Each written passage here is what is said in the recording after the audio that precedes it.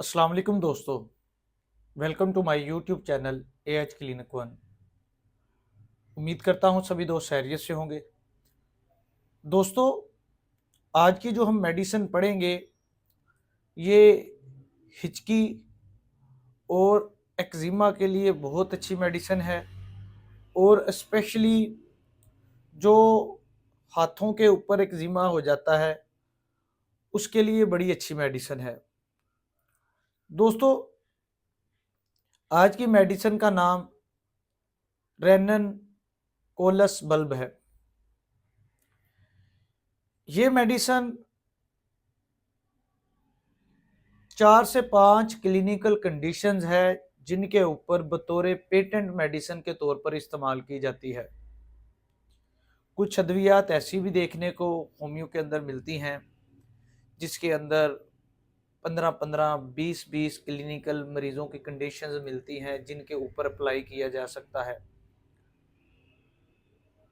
लेकिन रेनन कोलस बल्ब एक ऐसी मेडिसिन है जो 4 से 5 क्लिनिकल कंडीशंस अगर मरीज को हों तो इसको इस्तेमाल करना इंतहाई आसान और अगर इस्तेमाल किया जाए तो अच्छे नताइज देखने को मिलते हैं।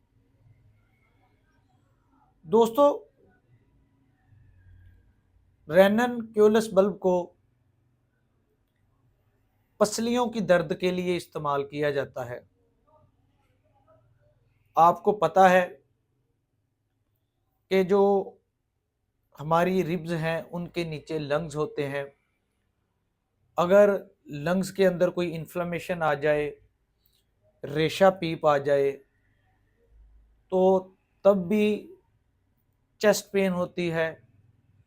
इसके अलावा गैस्ट्रिक इशू हो तो तब भी चेस्ट पेन होती है। उसके अलावा हार्ट के कोई मसाइल हों तब भी चेस्ट पेन होती है। लेकिन ये मेडिसिन दूसरी अद्वियात से डिफ़र कैसे की जा सकती है या इसको कैसे हम दूसरों से अलग कर सकते हैं, उसको समझने की ज़रूरत है। दोस्तों, अगर तो आपको लंग्स के मसाइल हैं, जैसे कि लंग्स के लिए हम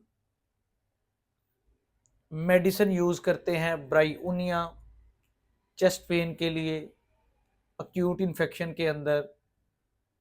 इसी तरह काली कार्ब हाइपरसल्फ क्रॉनिक इन्फेक्शन के अंदर। इसी तरह ट्यूबरकुलिनियम जिसको इस्तेमाल किया जाता है लंग्स की इन्फेक्शन के अंदर, रेशे के अंदर, पीप के अंदर। इसका जो स्पेशल मोड ऑफ एक्शन है वो हमारे फेफड़ों का लोअर जोन होता है। जो फेफड़ों का लोअर जोन है और उसके साथ साथ जो डायाफ्राम है जो हमारी चेस्ट कैविटी को और अब्डामन के दरमियान वाक़या होता है, गुंबद नुमा वाक़या होता है जो चेस्ट और अब्डामन को डिवाइड करता है, डायाफ्राम, उसके ऊपर इसका खास असर होता है। दोनों लंग्स के जो लोअर पार्ट्स हैं उनके अंदर एक्यूट इन्फ्लामेशन आ जाए, क्रॉनिक इन्फ्लामेशन हो, रेशा या पीप हो तो रेनन क्यूलस बल्ब को इस्तेमाल किया जाता है। और चेस्ट पेन से अगर ब्रायूनिया ने फाका नहीं दिया, काली कार्ब ने नहीं दिया तो ये दवाई यकीनन फ़ायदा देती है। इसके अलावा डायाफ्राम डायाफ्राम के इश्यूज़ की वजह से हमें हिचकी का सामना करना पड़ता है। बेशतर पेशेंट्स आके बताते हैं कि हमें हिचकी लग गई है। कुछ डाइजेस्टिव इश्यूज़ की वजह से भी हिकअप होती है, लेकिन डायाफ्राम के इश्यूज़ की वजह से हिकअप होना एक कॉमन सिम्टम है। तो डायाफ्राम के इश्यूज़ को भी ये रेनन कोलस बल्ब जो है बड़े अच्छे तरीके से ट्रीट करती है। इसको हिचकी के अंदर बतौर पेटेंट मेडिसिन के तौर पर इस्तेमाल किया जाता है। इसी तरह रैननक्यूलस बल्ब, हाथों के ऊपर एक्जिमा और स्पेशली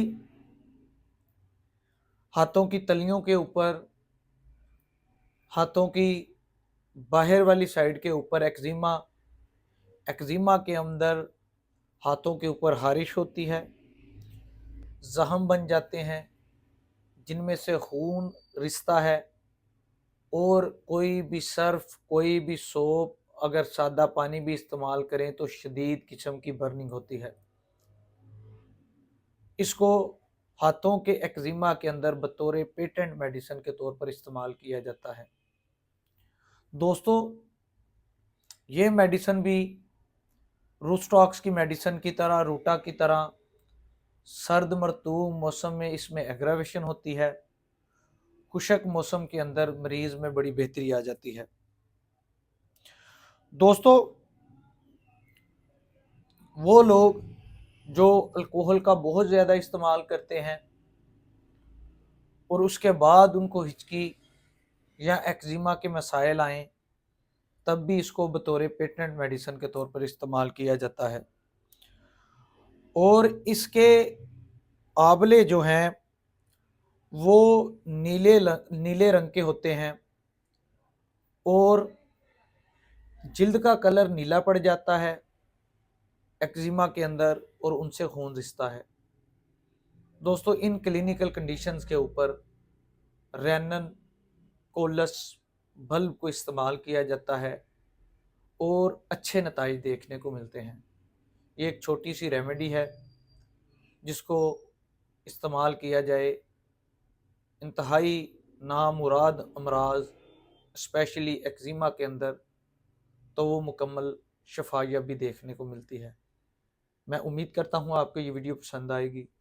जो दोस्त मेरे चैनल पे नए हैं, चैनल को सब्सक्राइब कीजिए, बेल आइकन के बटन को प्रेस कीजिए ताकि हमारी आने वाली हर नई वीडियो आपको बर वक्त मसूल हो सके। शुक्रिया।